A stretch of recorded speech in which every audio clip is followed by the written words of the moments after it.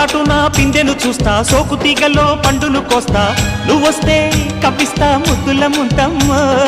ఉక్కపోతకి ఊపిరి పోస్తా, పక్క మేకకు పండు కట్టిస్తా, ముద్దిస్తే బుక్కిస్తా మధ్యల మోతయ్యో.